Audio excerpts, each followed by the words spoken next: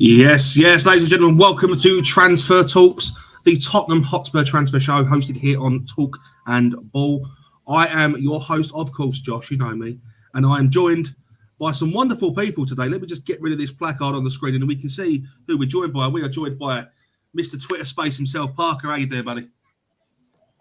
Yeah, good, mate. I really like that intro, by the way. Thanks for having me on there as well. Very professional. And we're joined by the resident of Talk and Ball, who's on this channel quite a lot. Adrian, how you doing, buddy?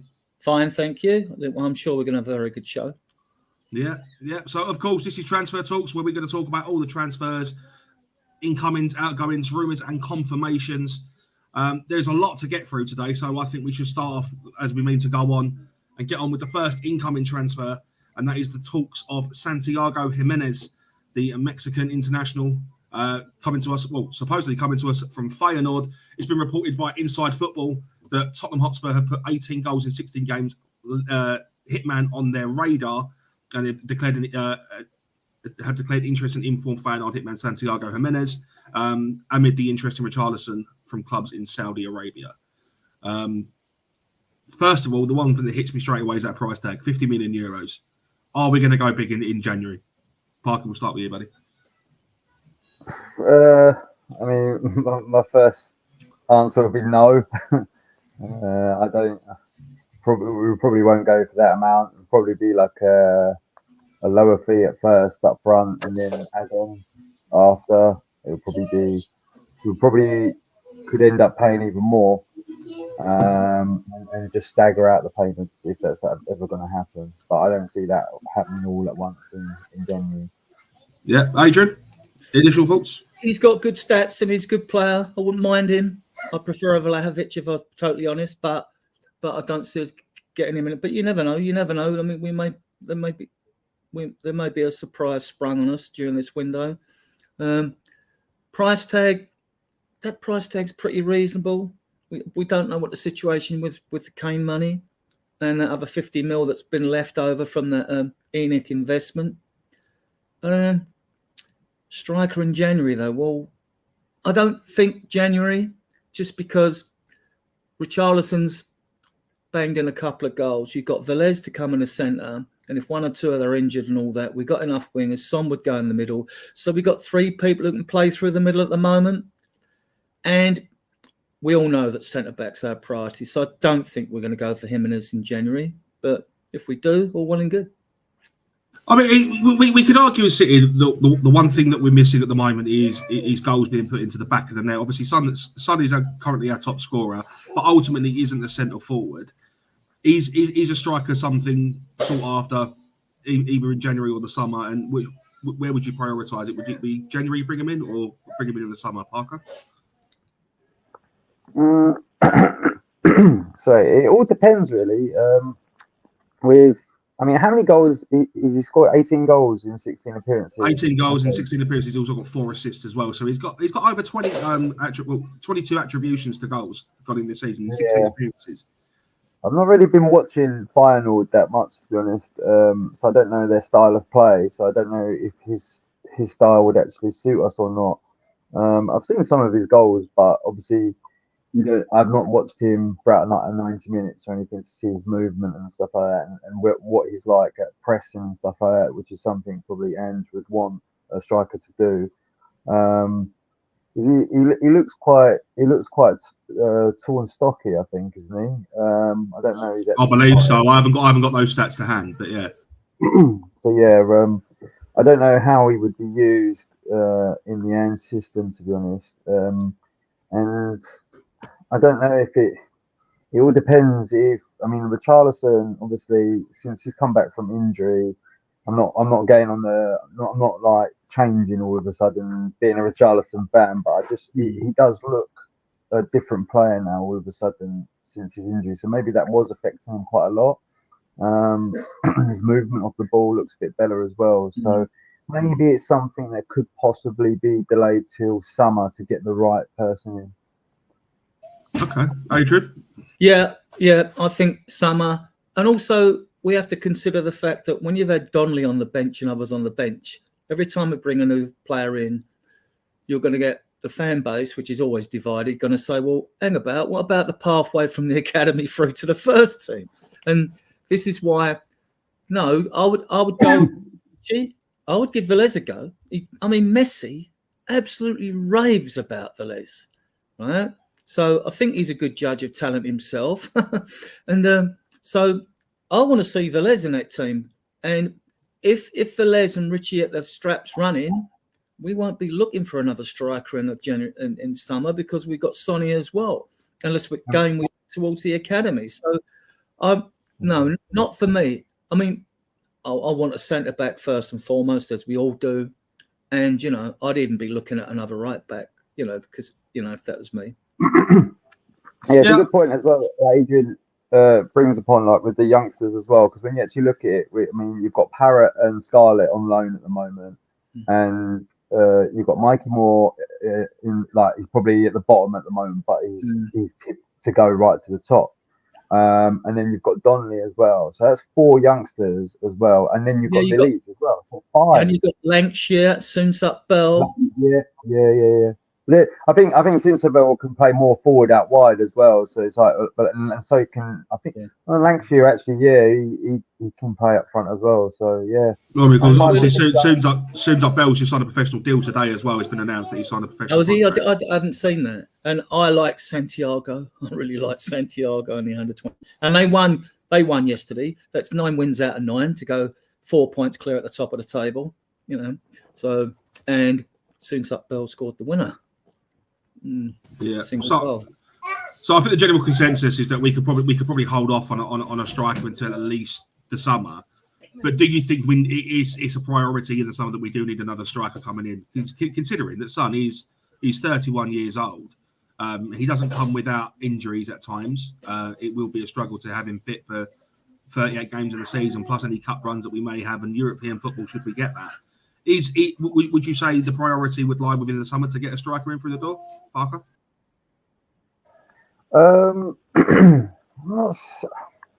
Not sure, to be honest. It all depends on, like I said, about Richarlison as well, and Son. Like, Son needs to.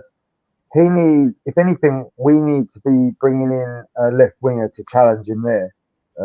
He needs to be challenged in general. Since Son's been at the club, I don't think he's ever really been challenged for his place, to be honest. Not properly. When was the last time Son was getting dropped on a consistent basis for another player?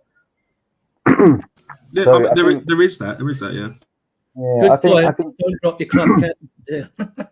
No, it's even harder now. So but Son out wide, I think that's his best position. And 100%.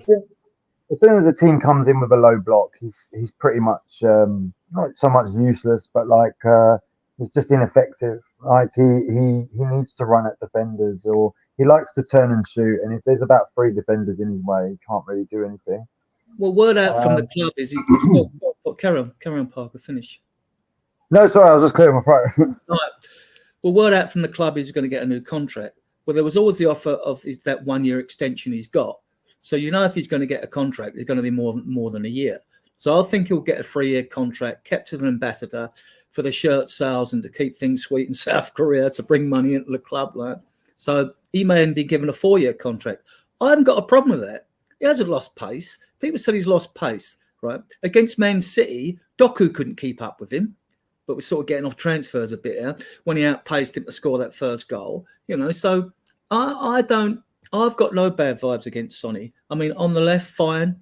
I'm probably on the left. I think the reason Ange wants players to be brought in and can play across the front is we know at times it hasn't worked for Sonny on the left, and we know at times he's been bullied in the middle when he's played as a 9.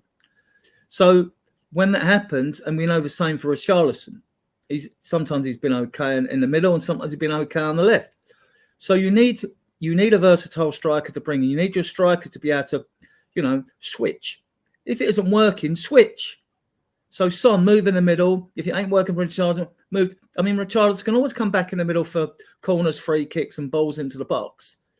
But you need that. You need to be adaptable, and I think that's what Ange's looking for. He's always saying, I want a striker who can play across the front 3. I get it. So Sonny, I would give him a new contract tomorrow. He's their best scorer, scores with both feet.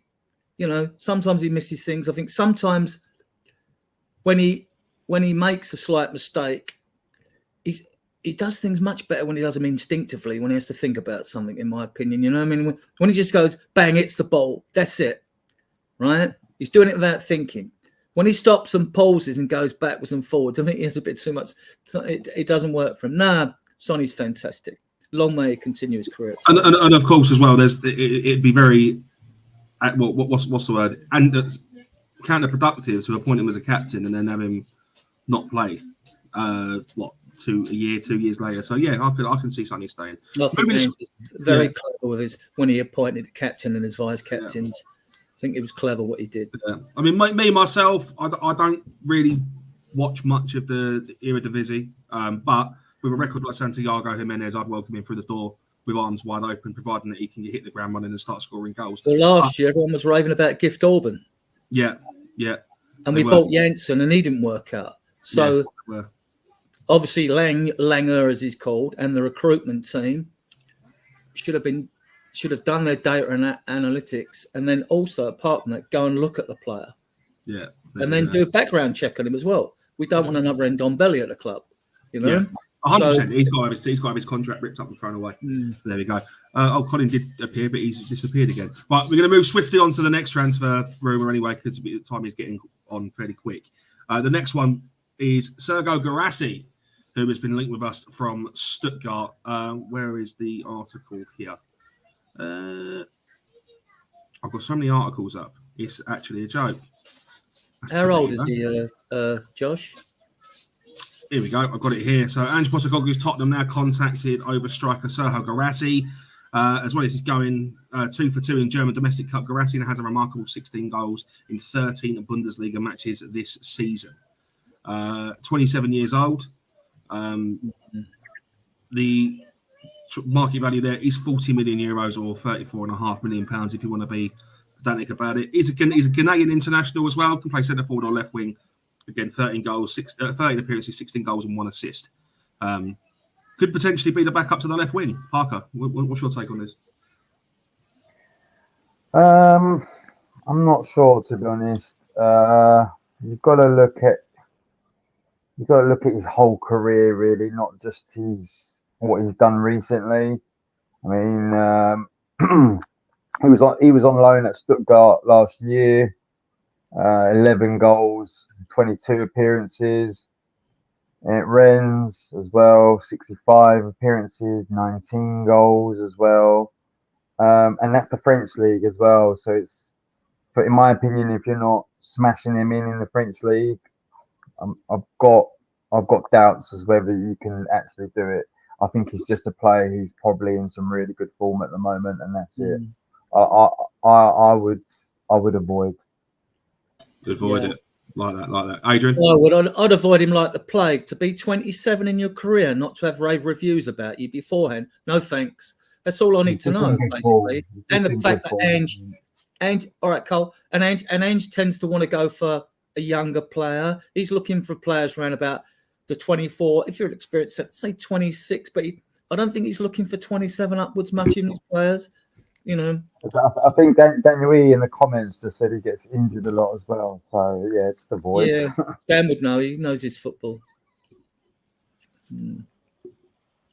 You've on mute. Yeah, Josh. Dan E is very, very knowledgeable when it comes to international football. So if he says he gets injured a lot, I'll take that as gospel. Daniel E, thank you very much for your contribution there, buddy. Big up, Daniel. Yeah, big up, Daniel. Colin, how you doing, buddy? Doing good, man. Just went and scheduled a haircut. I'm getting a haircut, a beard trim. Just been hanging out, man. Doing birthday, dude. Thanks, bro. I'm going out to dinner later, going bowling. I love bowling. I'm kind of like a bowling master. So, yeah. So, in terms of transfers, what could make your birthday wish come true? Would Sergio Guirassy hit the mark for you? So I don't know a single thing about this guy. So he plays as a center forward, left wing. 13 apps, 16 goals and 1 assist. Is that That's this real? season. That's this season. But he's 27 years old and hasn't really been linked to any other clubs. Well, that might be a good move for us. You know what I mean? Like maybe he's putting up good numbers. Is that Stuttgart team like really high up in the Bundesliga this season? I think they're in contention. I think there's a few teams that are in contention this year though in the Bundesliga. They got beat comfortably 3-0 by Bayern on the weekend. Oh, there you go. There's your answer. Bayern needed a win though to make up for that 5-1 drubbing they got. Was it 2 weeks ago? But yeah, man. This guy would make me happy. I think he'd be a great player. It would be nice to have him. You know, like you said, like on the left, we need some more cover on the left. His goal return is insane. I wonder if he scored most of those goals playing in the center or out wide. Either way, though, I mean, yeah, I think we should definitely take a closer look at the guy. I could look that up, but that'll take some time. So no, all good. Do they still do trials for players, or is that like a thing of the past? Only in pre-seasons, really. Yeah, but again, I mean, Adrian, we could do what you suggested earlier, the whole try before you buy situation. We could bring him in on a half a season long loan, see how he gets on, and then if it doesn't work out, send him back. Yeah, exactly. That's what I mean. His numbers look good. I haven't seen how he links up or anything like that. I've never seen the man play, but purely numbers wise, I mean, I feel like he looks good, and I even think we could maybe get him for, how it's usually hard to get players for their market value because they're worth more to their teams than that. But I think that we could get him for right around that 30 million pound mark. So that's all to be determined. Yeah, that's all to be determined. This is all at the moment, all just speculation. So. We also have to consider the fact that by bringing any younger players in, and if you give them a 4 or 5 year contract, or if you pay, if they're existing players at the club, we can give a longer contracts without affecting financial fair play. That new rule, 5 years contracts on players you buy. But bear in mind, if you've got a player you're bringing in at 22 or whatever, in 5 years' time, he's 27. He's still got a sell-on value. If you're looking to change things at your club, haven't you? You bring a 27-year-old in, he'd better be good because after his 4 years are up, he's probably near the end of his career, unless he's exceptional. I was going to say a lot of players are playing into their 30s nowadays, but no, I know what you mean. Josh, what do you have to say about? I mean, what is that? Do you think that's something to be considered? Do you think that we'll put the kibosh on this just because of his age, or do you think that could be overlooked? This is Tottenham Hotspur. Right? This is a team that Daniel Levy likes to cook every single transfer window. We get linked with this player, that player, this player, that player, and we only end up bringing 1 or 2 in. The only thing that I think really throws me off of this deal getting done is the market value. We know Daniel Levy won't go and offer 30, 35 and 34.5 million pound. He'll try and undercut by like 28 million. He'll try and say, "I'll give you 28 million for him." That'll be us. That's the only thing that worries me. Stuttgart are going to want them at the maximum amount of him, considering that I think his contract is up in the next 2 years. So he's not like he's only got like a year left on his deal. Again, the one thing that worries me, as Dan here has said, is his injury problems. If this guy is consistently getting injured, we're not going to get a return on that investment. That's the only thing that worries me. So. Sometimes you don't need a return on an investment. Sometimes your investment and your return is the place you finish in the league. Exactly. I was just about to say that. I mean, you look at the likes of Chelsea of old, like your Didier Drogba's, your Frank Lampard's and stuff like that. Like they as long as the players in the team right up until the end of when he can no longer play anymore because he's at that age where he's in his mid-30s.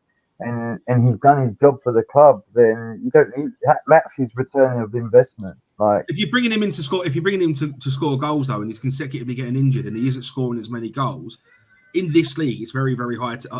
It's high caliber league. Like we're so back and forth. It's fast paced. It's probably the fastest paced free flowing football in the world. I would say Bundesliga is probably second though in pace. So he comes from a good. Bundesliga is more defensive though. It's more defensive though. It's more defensive minded. I'd say the Bundesliga. Yeah, I'd say if you look at the goals, I mean, I follow it a lot more. I mean, I'm ashamedly still following Harry Kane. No, don't be ashamed. Some people do, man. Some people do. I don't really anymore. So anything you've got to tell me, I'd appreciate it. I mean, how's he doing? He's hitting it up. He's 30 goals in 21 appearances or something. Yeah, it's insane. He's absolutely destroying the league, and I find it really lazy arguments when people say he's in a farmers league as well. Because if you look at it, there's 3 German teams that are qualified for the next stage of the Champions League, only 2 Right. English teams. When German teams come up against English teams of late, most of the time the German teams are winning. It's always Bayern. If you notice, it's always Bayern, the team that people struggle against. Borussia Dortmund. Yeah, but I think Dortmund beat Newcastle twice though this year. You look at the Europa League final, the semi-final. Frankfurt beat West Ham as well. So the German teams are still. Hey, Well, as long as West Ham gets beat, I'm happy about it. So yeah, and yeah, no. If you actually look at the fixtures of the Bundesliga, the results on a Saturday, and then compare them to the Premier League, they are very comparable. Like in goals and stuff, there's a lot of goal rush games. Both teams scoring high goals. It's very similar. I don't see why people think it's like night and day. It's really not. Yeah, it's not the French. It's not league. Oh. It's not Yeah. like PSG and then everybody behind them. It's more competitive than that. Is what you're saying. I put a tweet up obviously after Bayern Munich played Manchester United, and I turned around and said I can't be the only person that wants Man United to beat Bayern today. And then Supreme, who Parker you'd be very familiar with, he commented saying, "It's anti-Harry Kane," but I get it. I mean, it's not anti-Harry Kane at all. It's anti-Bayern Munich. I don't like Bayern. I think they buy the league every single season. If Harry Kane played for Borussia Dortmund or Leipzig, I wish him the best. But Bayern Munich for me, I dislike him with a passion. Absolute passion. Listen, at the end of the day, they did what they felt they had to do to get the player, and it worked. Well, I mean, they paid £105 million for him, so I'm not going to say that's terrible business. Yeah, we didn't get mugged off or anything. We got paid. No, exactly. And he had a player for 1 year left on his deal. Absolute steal for £105 million. And he didn't go to a rival club, so I was happy about that. But back on the subject, Sergio Guirassy, just a simple yes or no. Would you like to see him at Spurs? Adrian's going with no. Parker? Yes. No. Yes. Colin? I'm undecided, so I'm not going to give an answer because I don't know. I really like that. I really like that goal, 2 appearances. You know what I mean? That's a crazy return. And one assist as well. But one thing you did miss, Colin, if you look at the stats of this guy who can play as a centre forward, and then look at Santiago Jimenez, who has got 22 goal attributions in 16 appearances, I'd much prefer him over this guy. So I have a thing though, where as an American, Mexico is one of our rivals in football, and so. I have a prejudice. It's just like a team that that oftentimes does us, and anytime an MLS team plays a team from Liga MX, we always get smashed. So my the rival in me makes me say no, but you're right, his numbers look phenomenal. There you go. Moving swiftly on to the next transfer link. This was only come out today. This is a centre back we've been linked with, and that is with Trevoh Chalobah. From Chelsea. The only problem I have with this transfer is the fact that he's got no appearances this season simply because he's currently out with a hamstring injury. Hamstring injury too, which is like oftentimes it's the Tottenham curse. It's always a hamstring injury with us. 15.5 million, 80 million euros. Plays as centre back or a CDM. Unproven in the Premier League as such. In the under 21s, absolutely smashing it for Chelsea. Absolutely smashed it. Has come on a few times in the League Cup and the FA Cup for Chelsea, but not proven in the Premier League. Is this someone that we should be going for? Parker, we'll start with you. I'm unsure about it, to be honest. Like you said, 0 appearances, injury problems as well. I mean, how many appearances has he made in his professional career? Over 60 just in the Premier League too. Oh, Premier League 2? Yeah, so under 21s. So the under 21s, he's absolutely smashed it over in the under 21s, but he's not Premier League proven. Right. So I'm just looking now because he's been on loan at Ipswich, and he had 43 appearances there, but that was like league. That was Championship as well. Yeah, Championship as well.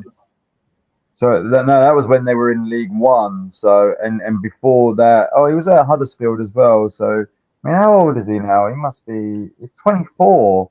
Yeah, that's too old. He's 24 years old as a centre back. Most centre backs don't get their peak till 28, 29, sometimes even 30. Yeah, but he's not even played a game. He's not even played a game in the Premier League as a 24-year-old. He's not played one game. he's not. The last club he played for was Ipswich. Are you sure? It's only under 23s he's only ever played for Chelsea. He's not played I any. believe so. Yeah, I believe so. Yeah, Sure. that's what his Right, what his transfer market says anyway. Right. Okay. Okay. It's just, How it's the unproven in the Premier League thing that really worries me about this. Yeah. He's unproven in professional first team football. Yeah. I'm not sure. I'm not sure, to be honest. It would have to be around what that market value price is at the bottom there as well. It would anything more, I'd be like, no, I don't want to.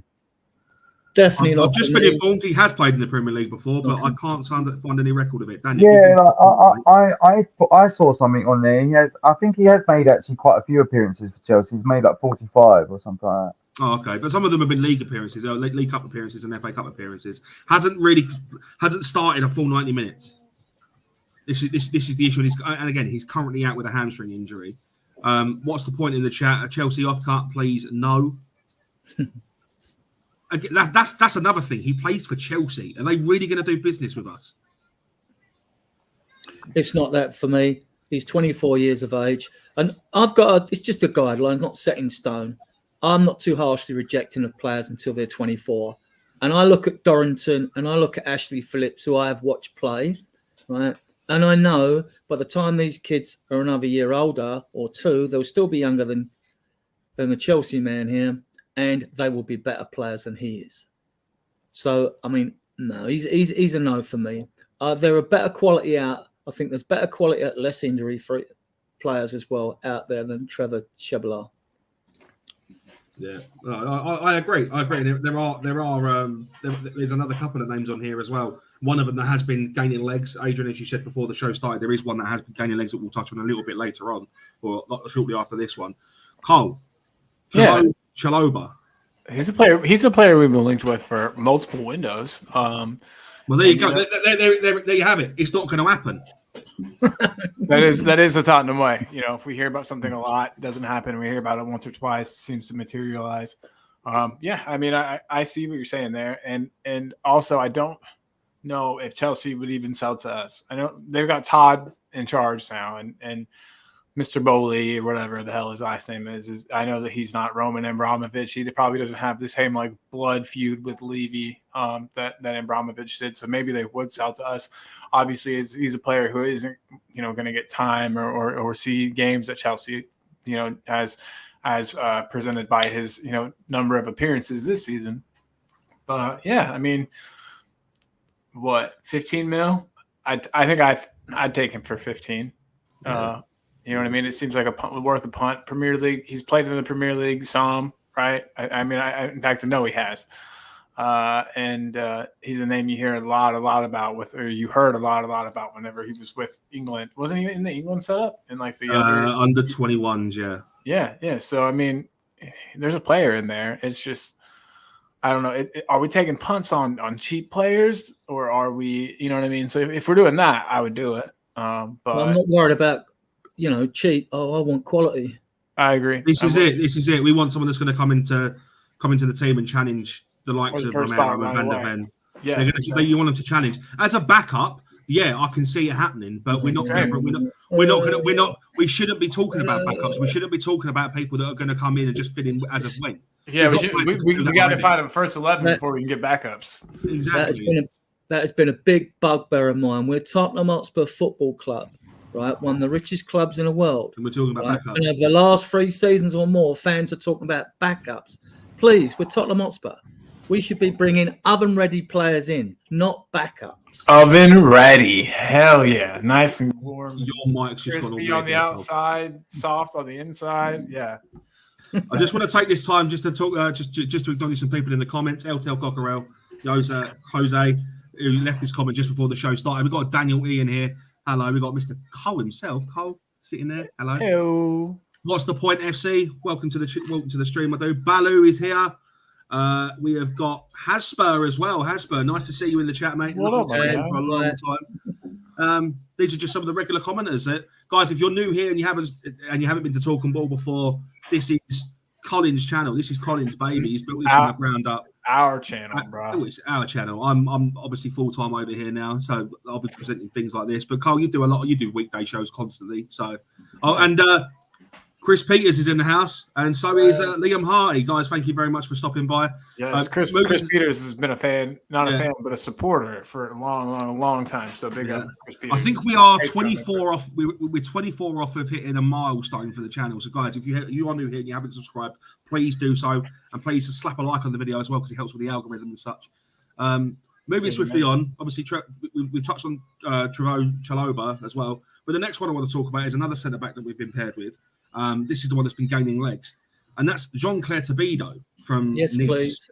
I haven't heard a thing. I'm literally Googling this guy right now. I don't know. This story has been gaining legs over the course of the last couple of weeks. TBR Football have announced that a £40 million player is ready to join, and he wants to join Tottenham Hotspur in the summer. And Ange Postecoglou is all for it. He was born in 1999. Do you guys know what year I was born? 1991. Yeah. I'm not a star football player. It's also been said that this is our number one target this summer. No, this January. Sorry, this January. We need him. From what I see, just in this little bits that I've seen in Google so far, I mean, like, he doesn't accumulate very many cards, which is a good thing. In 14 matches last season. Sorry, Carl. I just want to touch on something. This comment here, I can't see any of the rest of the comments. What's the point? We are dual streaming on two channels, so we're on LTL Cockerel and Talk and Ball. So if you can't see the comments on one, go to the other. You'll see the comments there. Yeah, sometimes it's best to have both tabs open and mute one, and then kind of just flip around. Yeah, there we go. But no, Jean-Claire Todibo. Adrian, you said yes, please. Adrian, we'll go with you, mate. You obviously know what you're talking about with this player. Only what I've read, because it's gathered legs, and I've heard nothing but good things about this player. He was with Barcelona, gone to the French club, 23 years old, right-footed, 1.9 metres tall, 6 foot tall. He's supposed to be quick, which is what Ange wants. He wants fast centre-backs, and he looks like a good choice. You know, I mean, I can't say whether it's going to be any good for us or not, but out of the ones we've mentioned, I would pick him only on what I've read, because he's had more unstinted praise than any others. Let's put it that way. Parker, what's your take on this one? Yeah, I quite like the looks of him. He's playing well at Nice at the moment. The only issue for me is that Nice are owned by Ineos, same owners of now Man United. They need a centre back as well, so it kind of makes sense that he probably will go to Man United because they own both clubs, so they could if Man United want him and they feel they need him as well. If Ten Hag goes, I want to go for it, I think it makes sense. Most likely Man United. Yeah, true, but they're not short of centre backs. There's a question they can't decide on which of their best pair. Man United. The one thing, Man United, they're not the destination they once were. I mean, like, obviously they'll pay more wages than us, but Martinez has been injured, isn't he? So he's one of their first choice centre backs, and I think they need to bring in a bigger guy next to him as well of decent quality. I think Maguire, needs to probably move on as well. So there you go. One thing that is concerning me as well, obviously you can see at the bottom right, he's got one red card, and Daniel E has informed me that this red card is from this weekend. He's just been sent off, and then last season as well, he got that infamous 9-second red card. Yeah, but I mean, I'm just saying, a red card a season, okay. I mean, it's got to be better than what we're currently dealing with right now. I mean, Romero, exactly. How many red cards has Romero been dealt already this season? Right, exactly. So I'm just saying. Sorry, mate. No, that's my bad. But I was just gonna say, I'll take one a season, and it looks like his yellow card count from last season this season, 14 appearances. Looks like he's had one yellow. What the hell? That's awesome. And he's a shithouse as well. And that's incredible. Keep it up. So keep it up. I'm shithouse. And I was going to say as well, it's like context is important as well. Like, what was the red card for? Is the red card for being last man in a tackle, or is it for like deliberate handball or 2 yellow cards or whatever? Like, context is important, because when you look at Romero's red cards, a lot of them they're really bad tackles. There you go. There's your answer. That's what that red card was for. It wasn't for the tackle itself. It was because he wanted to be a shit house and basically was up for a fight. I like that. He got punched. Is it bad that makes me happy? What, Tabedo got punched or the other guy got punched? Tabedo, it sounds like. Sometimes you get hit. Sometimes I think we as Spurs, we love shithousery. Like Eric Lamela, shithouse. Richarlison. I can't believe you traded Eric Lamela for Brian. I don't get that. Tadibo got punched and he got sent off. The other guy probably got sent off as well. It's probably because I bet for sure it was a duel. Yeah. Oh, there you go. Tabedo got punched after he confronted him. So yeah, it's very much. It's just in intent, unsportsmanlike conduct.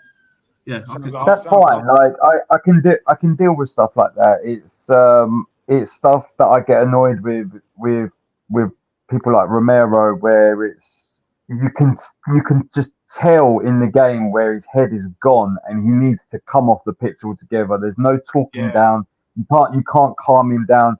Like, you just need to get him off the pitch. Like in the Chelsea game, I was screaming at the TV saying, sub him off because he's going to cost us this game. I could just tell him and a doggy, their heads have gone. And I was quite surprised that Basuma had lasted on that game as well. Context is important when it comes to a red card for a centre back. Real quick, can we talk on that? What happens to these guys who are like pros, seasoned, professional, not veteran, I guess some of them, but they're pro players. Well experienced. Yeah, exactly. And then they just let everything, like they just see blood like that, and it just depends on their demeanor, Carl. Like Romero, when we got him, we knew he was a shit house anyway. Well, so is Romero the type of guy that you bump into him in line and he's going to be like, "The fuck you doing, bro?" He's a defender. That's what they're there to do. It happens in all works of life. Like look at like any kind of job, you get that. I used to be in the police myself, so you get taught about red mist as well, and how to keep you calm as well. And I mean, look at how many times like people in the police or in the army as well, they can just all of a sudden red mist gets to them, and that can be a matter of life or death, not a red card, a life or death. So it happens in all walks of life, any kind of job. And it also happens. I think our system of plays had something to do with this, because two things, right? Our system of play, we know he's got that South American spark in him, right? Which, so, and I also think that it's happened the first 10 games he went without a yellow card and all that. And we're playing teams, some of them, if we're winning games, it's okay. It's not so tense, obviously. But when it's against a rival team, it seems to be when it happens more enough. So he needs talking to before that. But I also think our system of play's got something to do with it. We're told constantly that Henge plays a high line. Well, we haven't been playing such a high line since Mickey van der Ven's not been in the team. It's been more like mid-line, right? What I've seen, I mean, people can say I'm wrong, that's fair enough. So consequently, what's happening before in them earlier games, when we push right up in the halfway line and they hit long balls over the top, all Romero's got is a race against the player. And 9 times out of 10, the defender will get to the ball without having to make any sort of tackle whatsoever. So I think the high line prevents Romero from getting cards and bookings.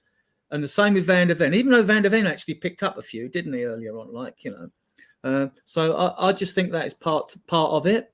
And like he needs speaking to before big games. Because I think Martin is the Argentinian goalkeeper, said to him during the World Cup, if you get sent off in this game, I'm going to beat the crap out of you. Wait, the Argentinian goalkeeper actually calmed somebody down? That guy seems like he's got a fucking... No, he threatened Romero. Oh, okay. He said, if you cause us to lose this game, I'm going to beat the crap out of you. That makes sense, too. Because maybe he needs talking to like that. I don't know. I bet Ange will give him a wallop. That's for sure. The question... Kangaroo, man. I think the question that beckons is obviously we've got 2 quality centre backs in Romero. We need Van der Ven back, bro. Yeah, we've got Romero. I heard an interesting. Where does Tabedo fit in? Not a problem for me. He just some games Tabedo's hard. Whose place does he take? Whose place does he take? Depends on the match and who's tired. Go on, Colin.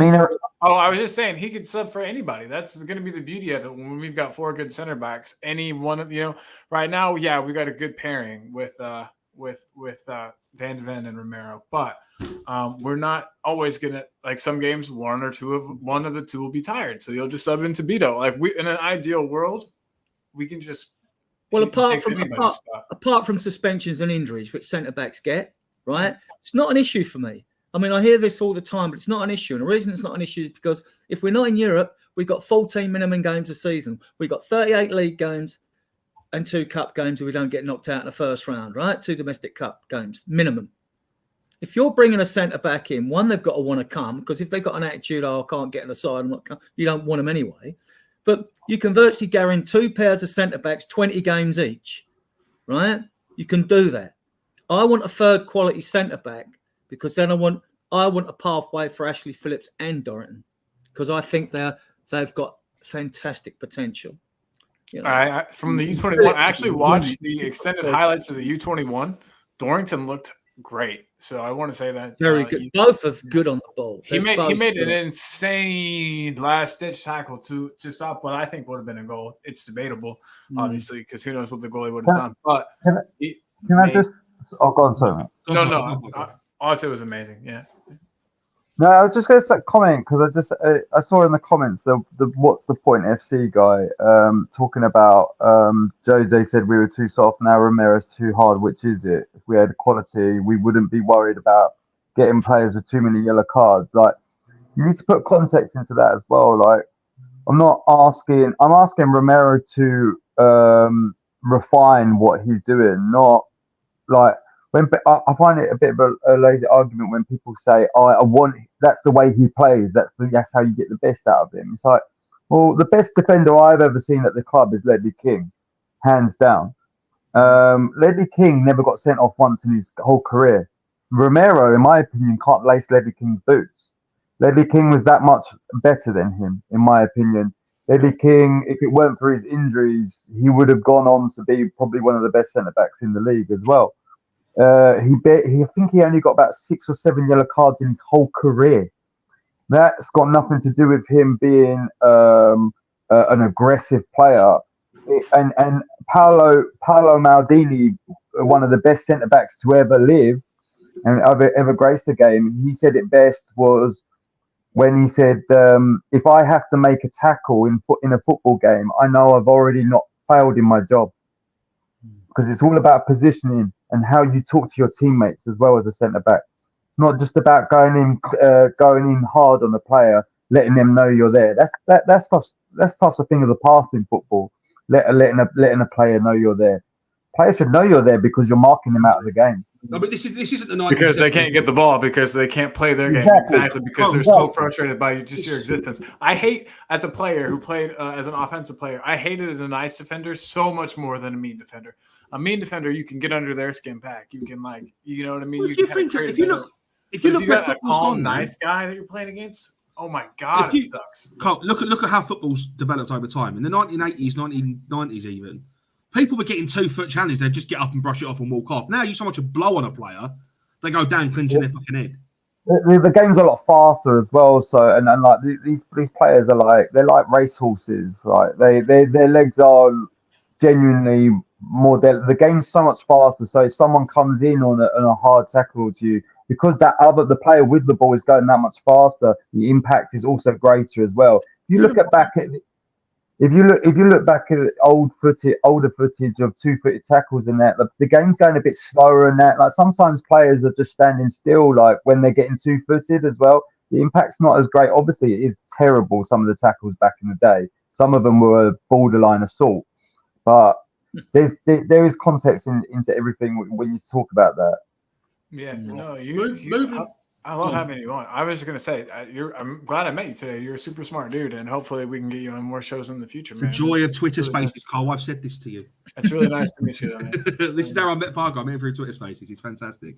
You can't have it both ways, can you? You can't have a fan base saying, "Oh, we're a big bunch. It's Spursy. We're all soft. We've got to get rid of that Spursy tag, right?" And then say, "Oh, our players we brought in now are too aggressive." No, that's Angie. That's Angie's job to sort that out. And imagine, okay, and you're trying to tell me that Ange hasn't said, "Hey, you fucking C word. If you get another red card, I'm going to bust your head open. Don't we? You look at press conferences. No manager ever slags off the opposition because they don't want to wind them up before they play the game, right? No manager's going to slag his players off in public, right? No manager's going to do that. And what Ange says in private to what he says in public will be different in tricky situations. It'll be totally different on discipline. Agreed. His job, Romero, if Will Stewart, right, who's a great stat man, right? He came up with all the stats for Romero over last season to this season. Now, all the stats, not cherry picking the good ones, right? And they were doing a comparison because they were doing rival shows with Arsenal fans. Romero, in every department virtually, slaughtered Saliba. Absolutely slaughtered him, right? If Saliba had something like 270 points across to all the others, Romero was, and he's got it. He's got it to cut it out of his game. When you see him in games where he's down the byline and the player's on his back and he's shielding the ball, right? And it's got that much quality. He does. In the old days, a defender would just kicked it in a touch and run away and wait for the throw-in. Romero doesn't do that all the time. No, right? he just slides in. He'll try and play his way out. He is a baller. His passing is superb. All right. There's a question about his temperament, and I think it's these games. And like I said, I think if we push to the halfway line, we can eliminate a lot of this because he'll only be in a tools race against the defender. And he's quick. We know Van der Ven's lightning, but Romero's no slouch. He's no slouch. And he's quality. Messi thinks he'd be the best centre-back in the world, but he's Argentine. It's obviously biased, I've got 2 points I want to make and then we'll move on because I've still got 3 more of these I need to get through. I'm going to make 2 points and then we'll move on. Just touching on something Parker said about this whole there's no excuse for it. This is how he plays. I fully agree. Let's not forget when Gareth Bale comes to Spurs from Southampton, he was a left back, and then he was made to play. He transitioned into a left winger, and then also a centre forward. And that's simply because the coach taught him. Yeah, you can teach players how to play, right? You can lead a horse to water, but you can't teach it how to drink. It's all well and good having someone there to teach Romero, but Romero's got to be open to the criticism. Any player's got to be open to the criticism. True, but I think he is. I think he is. And also, like I see in the comments as well, people are mentioning, then do you rate Sergio Ramos then? And I'm like, well, that's a completely different argument because Sergio Ramos was in one of the best Real Madrid teams ever. So even if Sergio Ramos, World Cup winner, of course. Yeah, if Sergio Ramos got sent off in a game, they're still most likely going to win the game anyway with 10 men because they're playing against the likes of Real Sociedad and stuff like that. They're going to win that game. It doesn't matter. Sergio Ramos. There's got to be a fine line. There's got to be a fine line. Yeah. Cool. You've got. Go on, Parker. Go on. But just to say, like under a PSG as well, like obviously he's a lot older now as well, but he can't afford to play like that anymore, and he's refined his game more. And he was cute, Ramos. We know he got sent off a lot of times, but he was a master of the dark arts as well, though, wasn't he? I mean, he was clever with it. Maybe Romero needs to take Man City. It's got to be a fine line. Get away that with was pre VAR though. There's got to be a fine line between being a shithouse and going all in and tackles. By all means, be an aggressive defender, but you've got to learn to be disciplined at the same time. Know what you can get away with, know what you can't get away with. Now VAR has been brought into the game, which has been brought up quite a bit in the chat. It does add a new element to the Premier League where you're going to get players go down in the box just by getting their ankles clipped, and VAR is going to rule it as well. You have to understand the geographic at the time. And a defensive wall, I used to be able to line up with opposition players, in a wall that have a free kick. This is despicable. Before the right as a free kick was taken, I would throw my arms, but I would strategically hit the dude the guy that I was defending in the nuts, and then I would just turn around. Boom! You had an instant.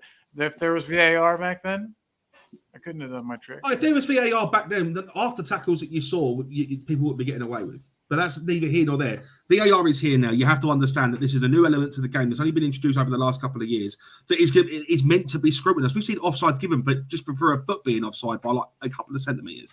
The lines they draw are very, very something you need to. This is something that all players should be familiar with now. You can't get away with what you used to.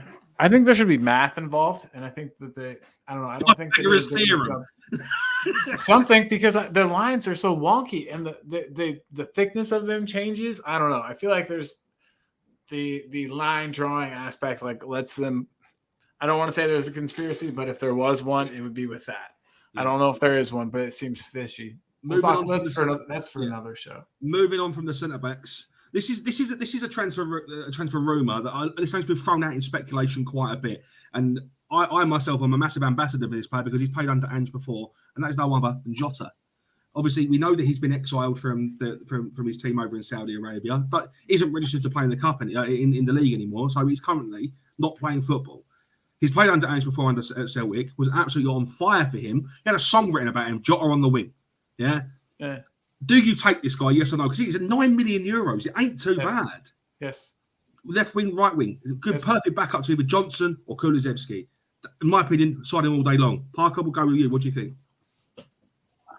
Yeah, I mean, if there's going to be some players leaving possibly in January as well that are in the midfield area or the wingers area, like if he comes in and maybe Brian Hill leaves the club, or if he goes on loan, then yeah, I would take him. I would take him for sure, and especially if he would come in at that price as well. I mean, it's not really a dent on the funds.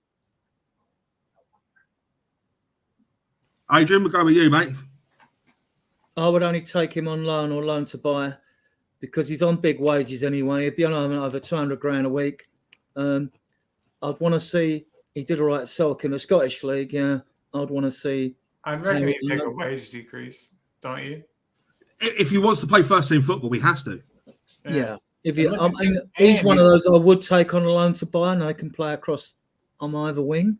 Yeah, we'll pay half his wages or some shit like that. What's he on now? He's on like 350 grand a week or something stupid. We're not paying that, right? So, and I wouldn't anyway. You know, so no, he does look like he's probably a pretty man. So and also question when we're talking about due diligence and players' attitudes, I question why a 24-year-old who's got his whole career in front of him, who's supposedly this good, would choose to go to Saudi Arabia in the first place. And if so, to me, it's obvious he just went for the money. Was there no one else interested in him? Now I'm questioning his attitude. So, I mean, I don't know, I could be wrong, but I'm questioning his attitude. You went for the money. Is that all what motivates you? I want winners. I think he went over there with the prospect of being included in the first team and actually winning trophies. It's another reason, going back to the aggression subject we were talking about, is there's all these aggressive players. The reason I like aggressive players is because aggressive players are usually winners. They're winners. That's why I like them. And so I don't know enough about the background around this player. Yeah.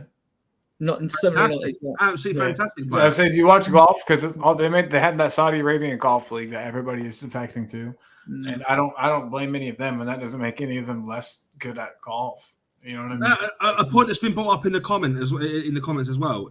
Every player's in it for the money, but everyone's in it for the money. You know, not everybody's Suakato brave to say it just in interviews.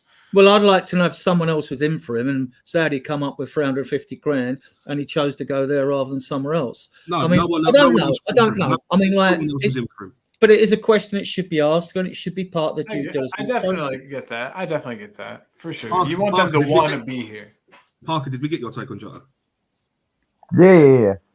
Who's first? Well, okay. Yeah, I mean, in terms of first team football. And then I just cut in. In terms of first team football, Jota's going to find it hard to slot in.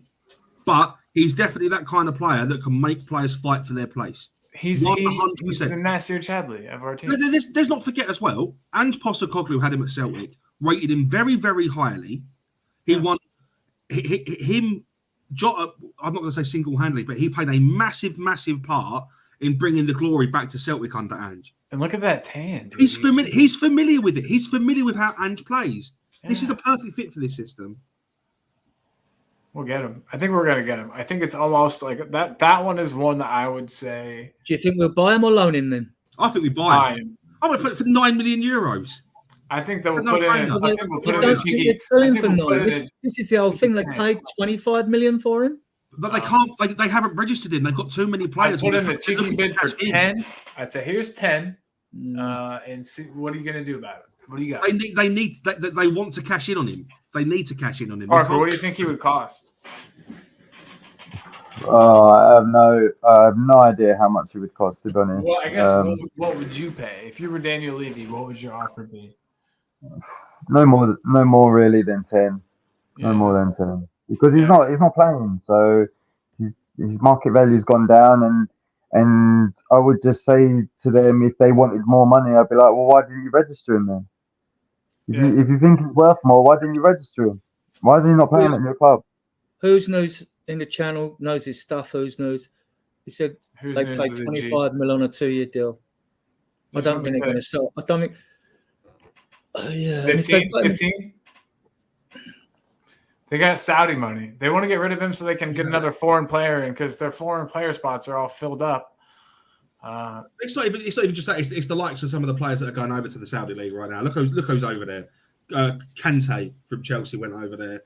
Mendy went over there. I'd go over there if they offered me. Ronaldo's there. Jordan Henderson went there. A lot of these experienced players went over there. If the Saudi league would pay me to come and watch I would go there too. I mean, it's just The main issue is his wages, though. Like, if he doesn't want to have a wage decrease, I've heard he's itching to come to Spurs, though, Parker. If he doesn't want a wage cut, then see you later, mate. Enjoy it in Saudi Arabia, not getting played first team football. Yeah. Well, some players won't settle there for one of the obvious reasons. I mean, it was their league is from August to May. It was 16 teams being increased to 18, right? Now, the average crowd is 6,000. The top team gets an average of 40,000. That's just a brief synopsis on the league. But the kicker is, right, all their games are played from 7 o'clock, 8 o'clock, 9 o'clock at night in 35 to 40 degrees centigrade. They're not air-conditioned stadiums, right? And some players, look, in the World Cup in Qatar, you had one air-conditioned stadium out there, right, that you played. But let's face it, players out there are only out there for 7 games, and that's if you win the final. So you play your group games, the other games, 7 games to the final. So you've got 7 games of playing in heat. Some athletes are not gonna endure. It's not the heat might not be so detrimental with some players, but will on others. And if you're not heat, I'm not a heat lover, right? So so that has an effect. Now, before they're getting rid of him, I mean, he's obviously out there competing with others. I think there's an issue with him settling in there, rather than, because they wouldn't just buy him and aim him out. There's got to be more to it than that. The fact, even if he's not registered, listen, they're a Saudi team. If they can afford to throw 29 million away, they can have him afford to have him sitting around doing nothing until they can find him in a team. The fact of the matter is, they bought too many players. They can't register him. They've been knocked out of the cup. So Jota's not even playing. They're looking to offload him because he's just taking up wages sitting on a bench. I would stay. I would stay in a heartbeat, in an absolute heartbeat. The thing that gets me on that, Josh, though, out there, you've got their state system that brings all these players in, and they start filtering them out, drip feeding them out to other teams, right? So why isn't he being drip fed to another Saudi team then? If it's not the team he's with, they could move on to another Saudi team. That's why they're bringing these players in. So I don't get it. I mean, I understand what you're saying, but and you make a valid point. But I mean, I don't get it. It's something not quite right here. Parker, what's your take on it? What about Jota, or just what Adrian's just said, that he could be drip fed to another Saudi Arabian squad? I mean, yeah, he could do it. It's an awkward one. Like, I mean, I saw in the comments about who was it? Who's News saying that he regrets the move, and it's like, where was it? Has he said that publicly? Is that definitely confirmed, or it has been stated by multiple tabloids before? After he was exiled from the squad and they got knocked out of the cup, obviously he isn't getting first team football. He's just sitting on a bench, just taking up space. He wants to play first team football.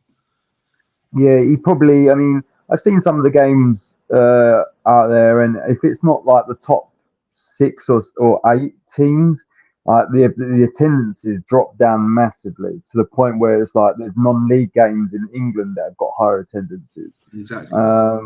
Yeah, and he's probably just there, and he probably just doesn't like the lifestyle out there. He's probably, the money's probably was good at first, but he's probably a bit homesick.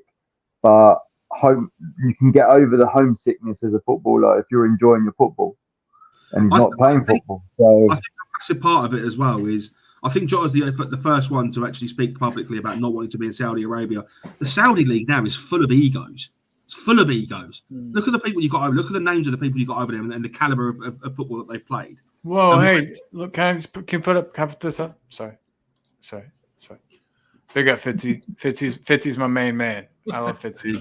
Me and Fitzy go back like spinal cords and car seats, man. But let's move on. Obviously, this isn't something that is speculated or there's not even any confirmed interest in him. This is just a name that's been thrown out on the spaces and on the streams before. So let's move on from that. We're talking about outgoings now, and the first one that I want to talk about is a player actually going out to Saudi Arabia potentially, and it has been spoken about before in terms of if we can offload this guy. And that is Richarlison, linked to Saudi Arabia. There's loads of talks about him going to a club. We don't know which team. There's multiple Saudi Arabian teams that want him. His contract is up in 2027. We don't know what the fee is going to be. Is it too early to get rid, or should we cash in now, Adrian? Yeah, it's too early to get rid of him. He's looked a bit better, a bit more fluid. I'm still undecided on him. I mean, his average goals was like 13 to 15 wherever he's been, but like we all talked about Ange Ball earlier, if Sonny can't get 20 goals in Ange Ball, there's something wrong because we create so many more chances. Richarlison should easily get 15 goals. People say they'd be happy to keep him if they got 15. I want to see how he plays as well as his goal scoring. I mean, he's looked more fluid. He's looked a bit looser and easier. So maybe because when players come out with and they will say, "Oh, the season before I was carrying an injury and all that," I'm tired of hearing all these excuses. And if they're genuine, then I'm sorry for being a cynic. I was going to say, come on. Spurs fans, there are a lot of cynics amongst us, right? So I mean, like, I'll forgive you for the robe. The robe makes me it's just a nice robe. I can't say that with you. No, if he can carry on, if he can have a good second half to the season, we'll keep him. Maybe in the summer. He may not even be the main striker if we keep him. If he does well next season, when they still bring someone. Hey, if he finishes the season with 23 goals, Conley, and others who will be 6 months older, and Josh, things like that. Guys, if he finishes the season with 20 goals or above, would you keep him as our main striker for next year? No. I still think he can be improved on. Let's not forget, Richarlison isn't a centre forward. Right. At Everton, he played as a centre forward because Dominic Calvert-Lewin was out injured. He is predominantly a winger, and we're playing him in a centre forwards role. So Brazil are playing him in the wrong position too? They're playing him as a number 9 because it suits their system. It's how they play. But in the league, he has never played as a centre forward until Dominic Calvert-Lewin was injured, and then he was brought in as a centre forward for Spurs. Let's not forget that. I see him more like Sonny, more as inside striker than a winger. He doesn't look like a winger, you see. He doesn't take players on. He doesn't burst down the wing. Even for Everton, he more sort of like push forward from central to slightly widest positions. But he never hugged the wing, did he? I don't see him as a winger. I mean, personally, that's just my opinion, Parker? Yeah, no, I keep him. Keep him for sure because we can't afford to let him go right now because anyone that comes in, doesn't matter how much they're proven outside of Spurs, it's always going to be a risk them coming in to the club. So you're getting rid of one player to bring another player in. Doesn't matter who it is. So he's starting to play better as well. I'm not just looking at his goals. I was looking at his outside game as well, and overall. Like his pressing in the last 2 games has been very good. He's getting stuck in as well, and his passing seems to be getting better as well. And that's something that I'm quite impressed with. And before his surgery, what he was doing was when he was playing up front or on the left for us, he'd be getting in good positions to shoot. And what I want from a striker, like when I used to play as well, you get taught. As a striker, like my coaches would always say, I'd rather see you miss the goal completely, but it's just wide of the post, than you get it on target and it's in the middle of the goal, because that offers nothing. At least if if you're getting just wide of the post, that means you're a lot closer to scoring your actual goal. The coach and managers would always say to us, I know what you're trying to do there. Whereas what Richarlison was doing earlier in this season, he was shooting and he was just hitting straight at the goalkeeper. And I'm like, he's getting his shots off and he's getting shots on target and stuff like that. But those shots on target are full stats because they're never going to go in unless the goalkeeper has the worst howler ever. So, and now all of a sudden you're seeing a bit more. I'm seeing some of his shots now. They are further out wide as well. Like some of them, he's not been getting them in though. But he's finding that target area, not the target itself, but that target area. He's improving. He's improving. That's all I can ask for now of Richarlison, and he is getting better in his overall game. I agree, Parker. I think what a lot of us Spurs fans want to see more from Richarlison is an improvement in his touch, because you don't, and it must be there, because you do not come through all them lower levels through your academies to play for your national side if your touch is crap, right? It's there, but maybe it was to do his injury in a way. Maybe he was receiving balls that were too hard for his touch and all that. But at times, but it don't excuse some of the sitters he missed. And you think to yourself, well, what is that? If that was injury related, well, I hope it was then, because we weren't going to see a better Richarlison. But, his touch, his first touch, it's got to be there. And I just want to see it. If that comes back and he bangs in 15 goals, I think, we have got a player, But we'll see. Colin, what's your take on it? Keep him for sure, bro. I like his attitude. I like his work ethic. I like how much it means to him. I like how much that he has pride in himself and the way that he plays. Not every player is like that. I feel like a lot of these players are kind of nonchalant. He doesn't seem like a player that's in it for the money. For instance, for me, he seems like a real footballer. Sometimes, and I feel like a player can get like this. You get stuck in a thing where you're not scoring, and you said you played too, Parker, but so you're not scoring, so then you're trying extra hard to score, and so you're taking chances that you shouldn't take.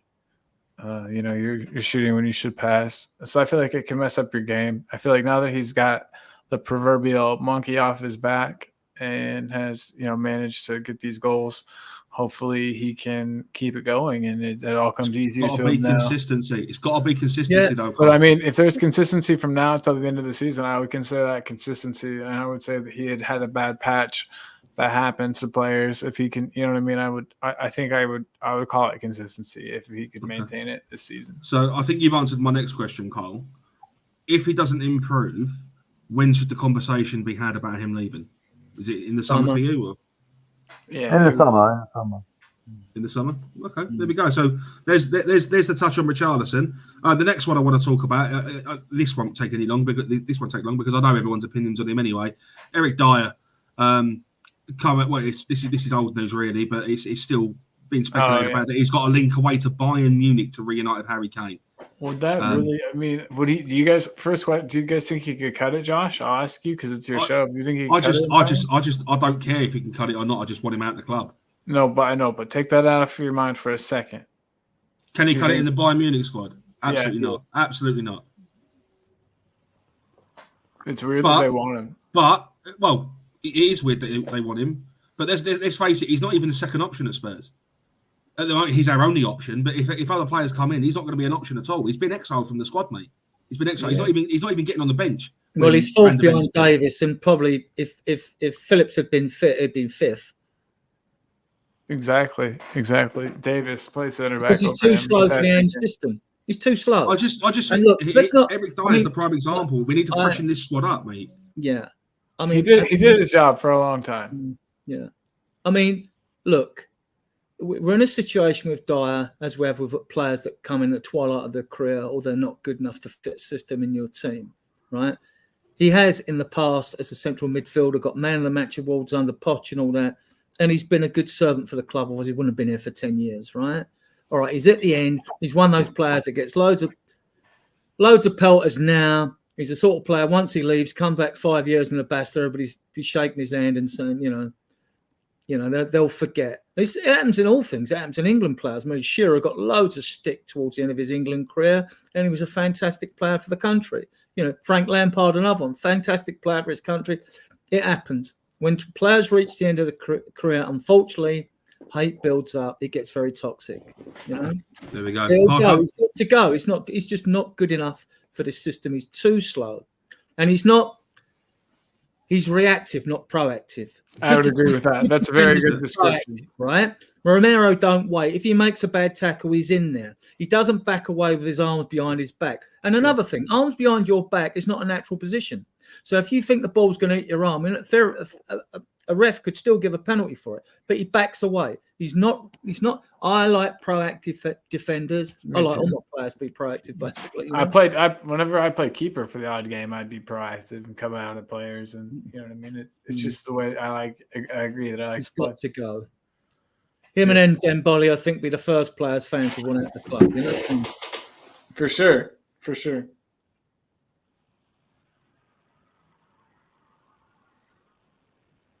You're on mute. Parker, what's your take? Oh, right. Sorry, you're on mute there. I didn't know what was going on. He's had his done days. for, isn't he? He's done for. Yeah. I don't want to be. I don't want to slag him off and that. He's already had it so much done to him now already, and it was a long time coming. He had a few little rejuvenations under Conte, but then it was disguised because it was like the back three at the time, and he didn't have to use his pace or lack of pace as much. He didn't get found out as much in that system. Same with Ben Davies, but then look at Ben Davies now. Ben Davies is actually adapting quite well to the system.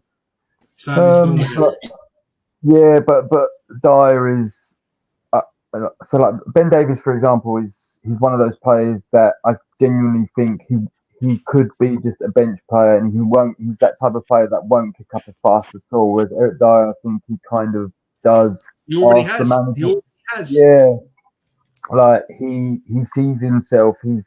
I think he's got quite a high opinion of himself, and it was crazy how when he got back into the England squad, his form just dropped massively straight after that game, and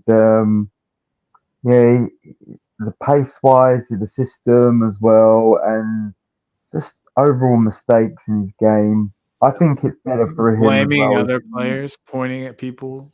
He dithers on the ball as well, doesn't he? When he played as a quarterback like Romero plays now for us and looks for pass forward, Dyer's always the safe ball sideways or whatever, and he's too slow progressing the ball, just too slow. Fair. Yeah, definitely. I think because it was under Jose who really put him back in the centre back role, and I think he probably would have. I think he would have done better as a centre midfielder, to be honest. I think if he had pursued his career in that position more, I think he probably would have had a better career. But the way the game is changing all the time, the centre back role is.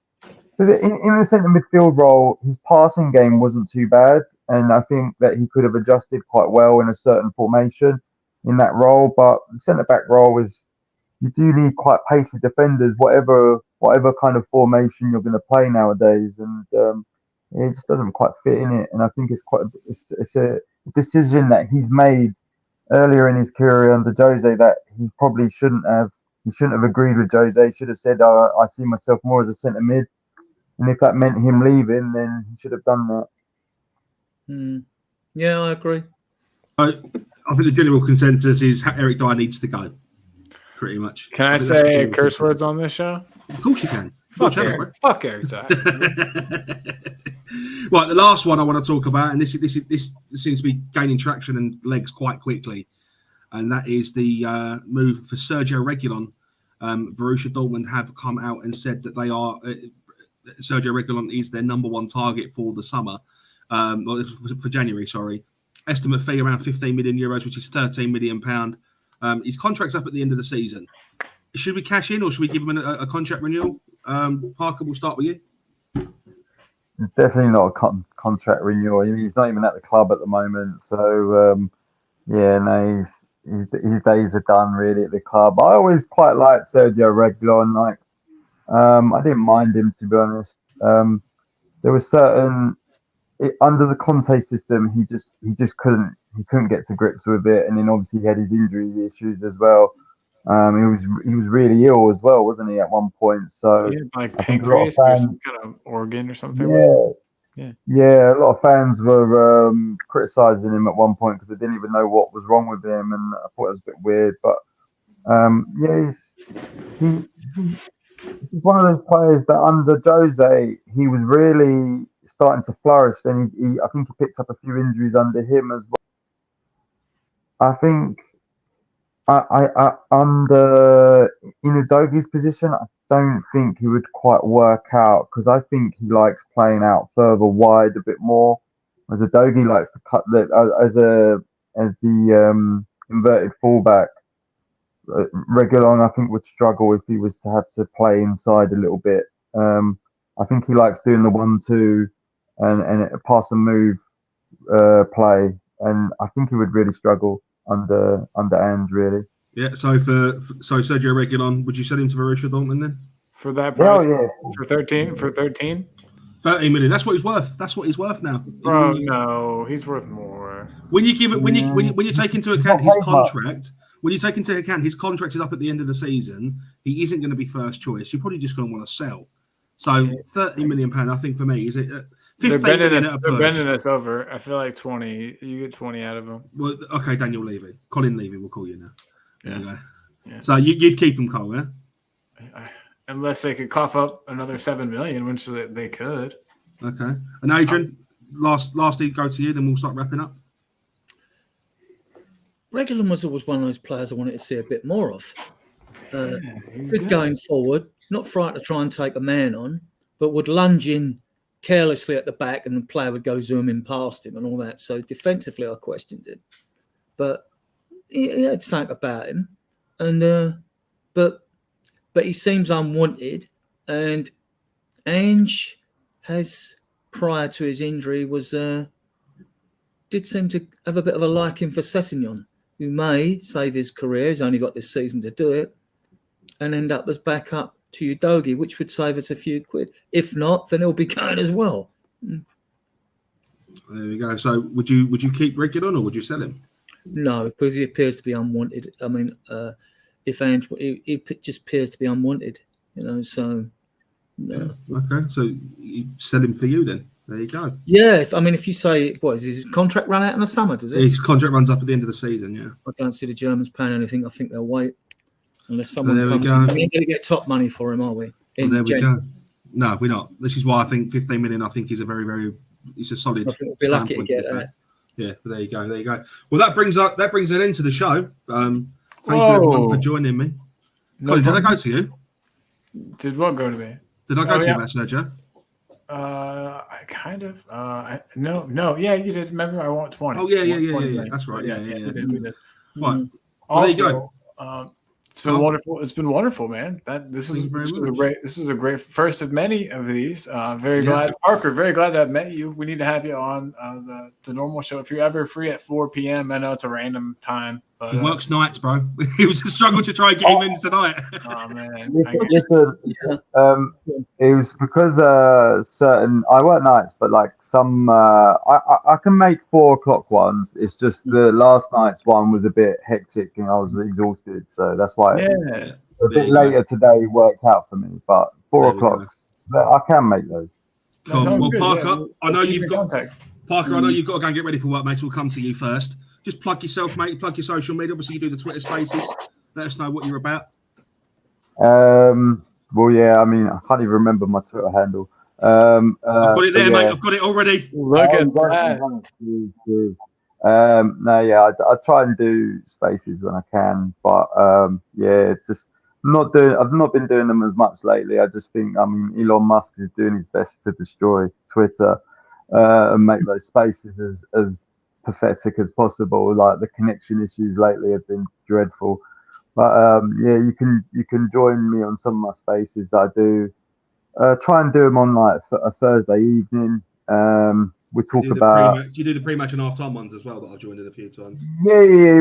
I've been doing some of them lately, just because I can do them a little bit quicker. Whereas the Thursday ones used to be a good few hours long, where we talk about all sorts of stuff, like with Spurs and all sorts of other random stuff we talk about as well.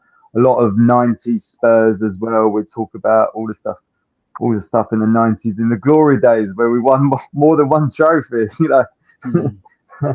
And we talk about them. We have quizzes as well. It's a good laugh. It's a proper good laugh. That sounds awesome, dude. Yeah. Well, there you go. If you want to follow Parker on Twitter, you can do so. www.twitter.com or x.com/bamboozle87. Parker, thank you very much for joining us today, buddy. And hopefully we'll get you on again soon. Adrian? Well, you know where to find me, and I've sort of agreed to try and help talk and bowl as much as I can now, as I've been a bit of a regular recently. So we I know appreciate you two are in the Spurs group now. As you try and pump talk and bowl, and then I've put you in my Twitter link as well, next to my name as well. So I hope it helps increase subscriptions, and we'll see if we can push on and give Talk and Ball a real good boost, and Eltel, of course, as well. And there's obviously not forget about the Facebook page that you own, Spurs Die Hard, Tottenham Till I Die. Yeah, it's approaching 13,000. It sort of looks after itself. So that's where I've posted Talk and Ball in. And there's a featured section when you come on. If you look in the featured section, you'll see I've posted Talk and Ball, then a little note saying that, like, you know, I'll be here and trying to encourage. But because it's so multinational, the group, when you two get used to going down the left-hand side when it gives you all the computer generated insights into membership, blah, blah, blah, and all that, you'll see how diverse the membership is in Africa. And that's why I want to get Ash on when I can, and Ada as well, and give an admin status like you two as well, because I'm pretty sure in Africa there are big Asian communities in Africa. There must be Hindu-speaking Spurs fans in some of them countries, because I've actually, when it does the top 10s and cities each year, there's no India city mentioned, but I did get a few links for Ash, which I was going to give her, which was Ash at Bangalore, at Chennai, at Mumbai, at Delhi. Because when Alok come on your good chat with her the other day, she did superb, didn't she? When she was on and all that, like, I thought, well, get some more India links. It's a big place, 1.5 billion people, and even if there are 4 bigger clubs than us out there, we're not interested in them. We're just interested in, like, the one that matters. This is Tottenham Hotspur, yeah. I'm sure your ideas combined with mine and Eltel's and all that, even in my group, there is a chat channel in my group which people go in, and I've not used it. I'm busy either like giving someone a thumbs up for posting, or I'm doing this, or I'm getting stuff from News Now like Josh does and stuff like that. And it is like and putting on dope robes. You got to find those awesome robes. The Godfather robe, yeah. Yes. You can you can spend a couple of hours. I could spend a couple of hours every day on the group quite easily. Yeah, I need to. Because then someone said, "Oh, why don't you ever reply?" They think like you're doing nothing. You know what I mean? You're like, no, I replied to 17 other people. I mean, look, we've been going like 4 years, so you'd expect the membership to have risen in that time, plus the work that people put in. There's out of the admins on there. I know you guy, Alan Stent works at Spurs. He's the supervisor of all these ambassadors, goes down, and Lee's Dorset Spurs, or I meet up with sometimes at games, like, so. But the other admins, they worked as well. We got 2 ladies on there, but if Ash comes on and wants to come on, that'd be great. Gives it free, And then like we probably have 1 admin per 1,000 members, which I think is okay. You know what I mean? So there you go. Well, Adrian, thank you very much for coming on, buddy. Be one of many for you. And then Carl, goes without introduction, mate. This is your baby. This is Talk and Ball. This is the channel you bought from the ground up. There's no need to promote you, but feel free to plug yourself anyway. A lot of Who's News has said Hindu community in Southeast Africa. See, there'll be places for us to go that we can direct it. We both keep trying to click on it. That's hilarious. My bad on that. So, but everybody, hey, Colin here, of course. I'm getting ready to go get a beard trim and a haircut, so you might not recognize me next time you see me. But I wanted to say we'll be doing our main show, our normal show, 4 p.m. Colin, do you reckon you'll be able to blow all those candles out, or do you reckon you'll need an air gun or something? at your age now. Now you're getting on a bit. Yeah, I'm going out to dinner. I'm going out to dinner tonight, and I don't know if it'll be cake or not. Well, we have a good time. Thank you.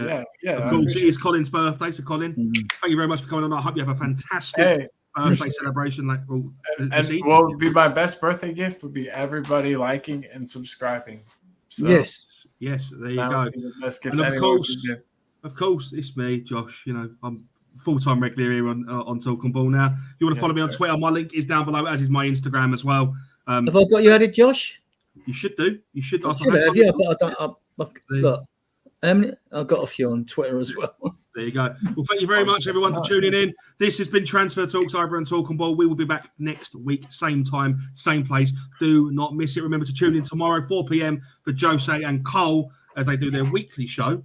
And then obviously this Sunday coming up, the Big Fat Christmas Eve Tottenham quiz, hosted by myself. Hope to see some of you guys. Oh my gosh! And I forgot to say, I can't believe I forgot to say, David Harris from Irish Hotspur is going to be on tomorrow, and Brian Daigle David Harris from the Irish Hotspur and Brian Daigle from Tottenham Hotspur, two of the most phenomenal people. Sorry, it's my birthday, so I'm just thinking about other stuff. But yeah, that is a big, huge thing. So everybody, you don't want to miss that. It's going to be wild. Thank you very much, guys. But anyways, I've been Josh. This has been Transfer Talks. We will see you we'll see you next week. Have a good one, guys. And as always, come on, you Spurs. Come on, you Spurs.